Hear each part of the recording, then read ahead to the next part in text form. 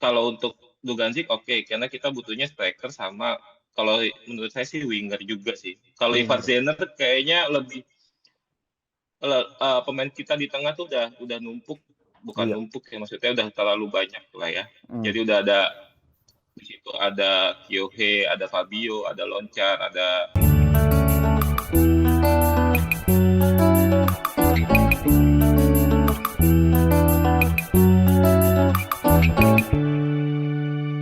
Tuh. Nah, Nah, kita udah terhubung. Apakah? Halo, selamat pagi. selamat pagi Bang David. Bang David. Nah, sudah terhubung. Nah, halo sudah pagi, Iya. pagi Bang Firas dan Bang Harun. Nah, langsung aja nih Bang David nih. Ya. Kan Persija lagi TSC Ya. di Thailand nih. Oke. Menurut Bang David, Mm-mm. melihat dari penampilan di Piala Presiden kemarin, apa sih yang harus dibenahi Sintayong untuk di TSC kali ini? Sebenarnya di Piala Presiden kemarin itu kan Persija baru mulai latihan taktik ya, terus akhirnya baru 11 hari latihan, terus latihan fisik, baru main di Piala Presiden dan belum latihan taktik. Jadi yang harus dibenahin sih kayaknya buat di TC sih fisik 50-50 lah sama taktik karena kita juga belum latihan taktik kan. Iya. Belum latihan taktik. Dan juga kan kalau kita lihat kemarin Sintayong bilang di sesinya sengaja dibagi dua nih, pagi fisik, sore teknik atau kebalik, kayaknya Taktik, pagi iya. teknik, sore Iya. fisik. Nah nih menurut Bung David udah tepat belum nih dua sesi ini digelar secara berbeda nih? Karena kan biasanya ada yang taktik dan fisik sekalian atau yang Dipisah taktiknya ya? sendiri seharian, fisik seharian gitu. Iya, kalau dibilang tepat karena kita melihat waktu aja ya, karena waktunya kan terbatas ya. Kita tuh seharusnya TC dari Thailand sebelum tanggal 10 kemarin gitu kita udah berangkat. Jadi waktunya bisa dimaksimalin tuh antara fisik dan taktik. Tapi karena udah mepet ya dua sesi ini juga harus dimaksimalin sih karena kita juga harus untuk menghadapi pertarungan di Super League nanti kita juga harus pemain-pemain juga harus tahu taktik STS itu seperti apa, terus pemain tuh mengaplikasikannya seperti apa yang pelatih mau tuh seperti apa kayak gitu. Nah juga kan Persija kayaknya kita belum tahu nih apakah Persija akan menghadapi laga uji coba tertutup atau tidak di Thailand. Seberapa penting menurut Bung David harus ada laga uji coba sendiri nih di Thailand di luar dari agenda yang sudah dijadwalkan? Kalau penting sih penting ya, karena kita kan uji coba dijadwalkan 2 kali di Thailand, 1 kali di Jakarta ya, uji coba sebelum menghadapi Super League kan. Jadi 2 kali uji coba di Thailand itu penting untuk kita bisa tahu sejauh mana sih taktik itu bisa berjalan, sistem itu bisa berjalan dikendali pemain gitu. Pelatih mengendalikan sistem, tapi pemain gimana mengaplikasikannya seperti apa. Itu harusnya sih di uji coba itu bisa kelihatan ya. Walaupun sebenarnya di Piala Presiden kemarin sudah sempat kelihatan lah sistemnya STI seperti apa. Walaupun emang belum latihan taktik ya, tapi nanti dimatangin lagi di uji coba 2 uji coba di Thailand sama 1 uji coba di Jakarta. Iya. Gitu sih. Bung David nih, Persija kan melakukan latihan 2 kali sehari. Apakah program pelatihan itu seintens itu cukup untuk membentuk tim yang lebih siap menghadapi kompetisi panjang nih nanti? Harusnya sih kalau di TC mungkin karena di TC kan fokusnya training aja ya, latihan ya. 2 kali sehari itu emang mungkin udah yang harus dimaksimalin dengan waktu yang 12 hari ini gitu. Dengan waktu 12 hari TC di Thailand, kita harus maksimalin gimana caranya kita bisa latihan taktik, kita bisa latihan fisik. Harusnya pemain-pemain udah tahu lah supaya nanti di Super League dan di I-League Cup kita udah siap semuanya. Pemain-pemain udah siap semuanya. Digelar di Jakarta tanggal 29 Agustus kan Persija akan menghadapi Brisbane Roar. Kalau kita tahu musim lalu Persija sebelum kompetisi dimulai, peluncuran tim itu kan menghadapi Arema FC. 2 musim lalu menghadapi tim Thailand kalau nggak salah, koreksi ya Bang David, kalau nggak salah Ratchaburi. Seberapa penting nih menghadapi tim Brisbane Roar? Karena kalau musim lalu kan menghadapi Arema, 2 musim lalu lawan tim Thailand. Nah sekarang akan menghadapi Brisbane Roar nih, kira-kira apakah lebih baik menghadapi sesama tim Indonesia atau tim asing nih menurut Bung David? Karena kan waktunya udah tinggal bentar lagi nih Bentar. Super League. Kalau dibilang menghadapi siapapun sebenarnya nggak ada masalah ya mau tim asing atau tim lokal gitu. Tapi paling nggak uji coba terakhir itu nanti sebagai maksudnya etalase permainan Persija, taktik Persija itu udah bisa diaplikasikan di lapangan. Karena uji coba terakhir kan 29 Agustus, kita main di tanggal 5 September itu harusnya uji coba terakhir itu udah siap semua lah. Jadi semua yang di latihan taktik, latihan fisik di Thailand atau di Jakarta sebelumnya itu udah bisa teraplikasi di lapangan saat uji coba terakhir, supaya nanti di pertarungan pertama kita lawan Borneo itu semua udah siap, karena dua partai pertama Persija itu berat ya. Iya. Gitu. Bung David nih, seberapa penting latihan ini Bung David, karena kan terutama membangun chemistry ya kan, karena kan melihat banyak beberapa pemain baru juga yang baru bergabung, dan juga ada pemain yang baru kembali dari timnas ya. Dari timnas, dan katanya mau ada pemain baru lagi nih. Ya, seberapa penting chemistry-nya nih dalam pelatihan kali ini. Penting banget ya, karena untuk bangun chemistry itu ya TC itu emang tujuannya selain buat fokus latihan sama buat bangun chemistry, karena kelihatan banget sih Piala Presiden kemarin tuh kita agak kurang chemistry-nya antara pemain baru yang pemain-pemain asing baru ya, terutama sama pemain-pemain lama gitu. Dan harapannya juga memang kalau memang udah ada pemain baru harusnya sudah ikut latihan di Thailand supaya semua saling lebih cepat bergabung gitu, lebih cepat adaptasi, supaya di pertandingan awal nanti kita udah siap. Persija udah sangat siap sih. Harusnya gitu. Iya. Dan Sintayong kemarin bilang ada 2 atau 3 pemain baru yang akan datang. Dari nama-nama yang beredar nih. Kalau nggak salah ya, namanya adalah Ivar Jenner, Marcelino Ferdinand, dan Mario Dugandzic. Marko Dugandzic, sorry, dari Kroasia. Marko Dugandzic. Iya, Marko Dugandzic. Nah, kalau Bung David melihat kalau misalnya benar 3 pemain ini nih, ini akan menambah kualitas Persija atau memang harusnya ada posisi atau pemain lain yang didatangkan gitu? Iya. Kalau untuk Dugandzic, oke, kita emang butuh striker ya, tapi kita juga nggak tahu nanti siapa yang akan datang, karena semuanya masih dalam tahap pembicaraan atau negosiasi ya.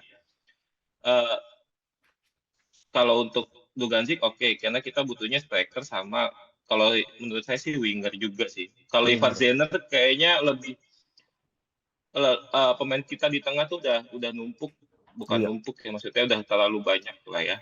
Jadi udah ada di situ, ada Kyohe, ada Fabio, ada Loncar, ada masih ada Rehan Hanan di situ gitu, jadi kayak masih ada Jordi Amat mungkin yang akan ke tengah, jadi kayak lebih terlalu banyak gitu.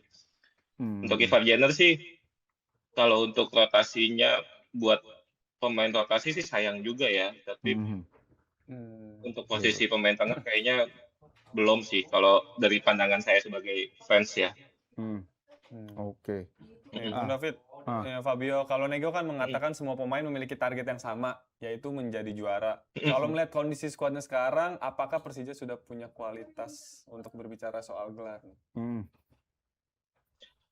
Kalau lihat kualitas ya, dari berapa ya, 5 tim di Piala Presiden kemarin, kayaknya permainan yang paling oke kalau menurut saya, walaupun nggak jadi juara ya, bukan sombong atau apa, tapi jujur aja emang Persija permainannya paling oke sih. Iya. Walaupun kita kekurangan striker ya untuk cetak gol, tapi kita bisa nyetak 10 gol dengan pemain-pemain lainnya. Gitu. Dan kita belum latihan taktik, tapi skema permainannya udah mulai kelihatan gitu. Itu sih. Jadi kalau untuk peluang juaranya, ada peluang seberapa besarnya ya, 75% lah kita bisa jadi juara. Asal tetap konsisten. Nah, soal kualitas, dari pemain-pemain asing yang didatangkan, kalau nggak salah sudah ada Kerem Memiya, Stepan Loncar, Radovan Vankov, Kwon Changhon, Kyohei Yoshino, dan nama-nama lain. Menurut Bung David, dari yang sudah penglihatan sudah ada kemarin di Piala Presiden, evaluasi soal pemain-pemain asing ini gimana nih kualitasnya? Kualitas pertama ya, Loncar sebagai pemain dengan market value terbesar di Liga Indonesia saat ini gitu, harga nggak bisa bohong sih.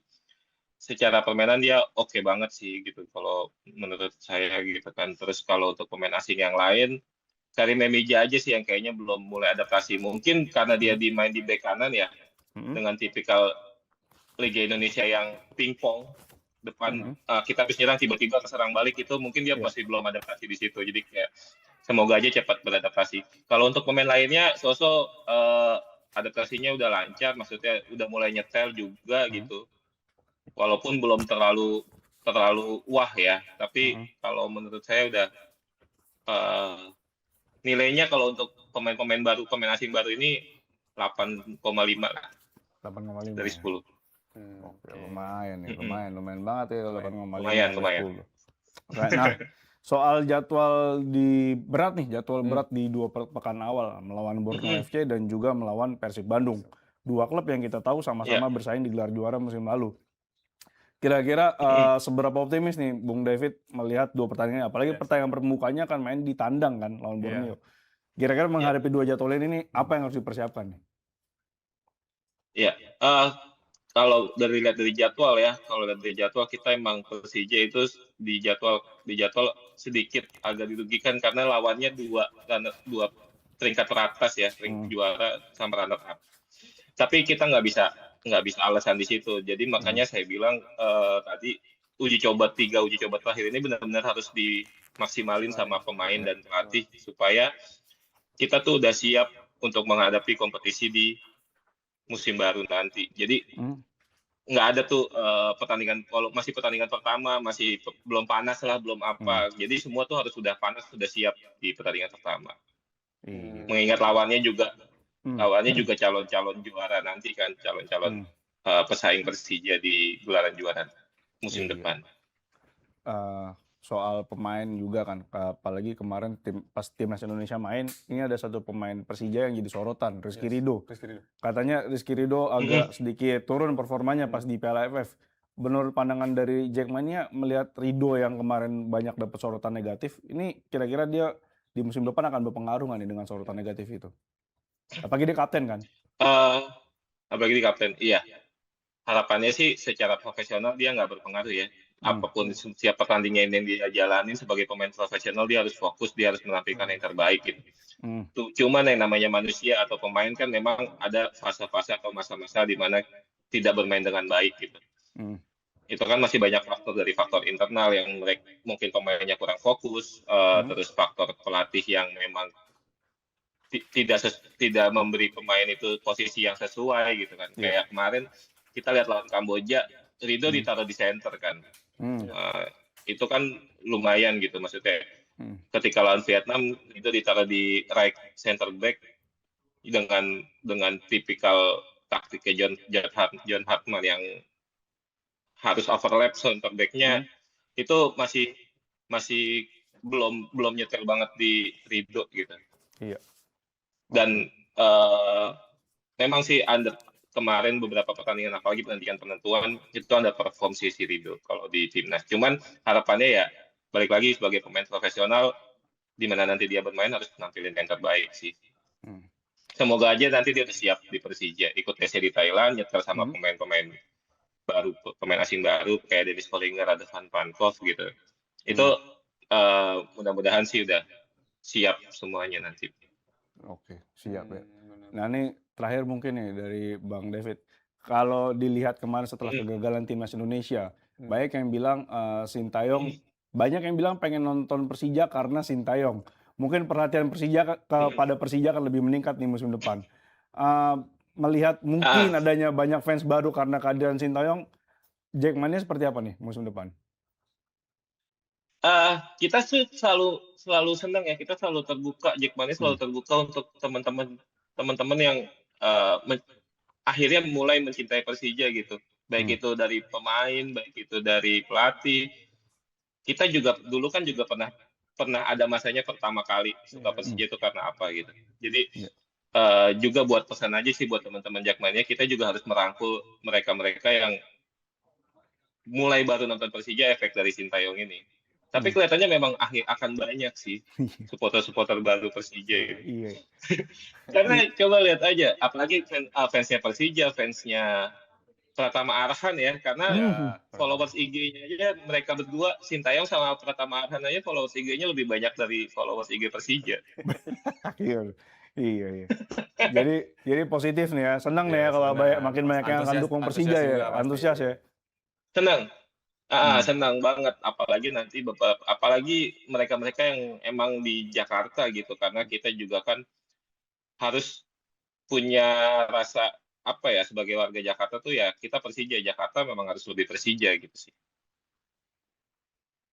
Terima kasih Bang David untuk obrolannya pagi ini. Obrolan tentang Persija. Betul, kita harapkan Persija musim depan bisa ya lebih baik dari musim lalu. Syukur-syukur juara ya musim depan ya. Yes. Amin. Kuncinya sih konsisten aja. Musim lalu sangat terlalu konsisten dan inovatif ya. Musim lalu konsisten, mainnya dengan taktik yang seperti itu terus tapi nggak inovatif. Akhirnya kebaca lawan. Mudah-mudahan Sintayong nanti bisa konsisten dan inovatif lah untuk menghadapi Liga Super League ini. Iya, baik. Terima kasih Bang David. Obrolannya pagi Terima kasih. Luar biasa. Selamat pagi. Selamat Sama-sama. melakukan aktivitas. Sampai jumpa lagi. Siap. Sampai jumpa Terima lagi. kasih. Gak sempet baca? Dengerin aja, klik icon text to speech di okezone.com.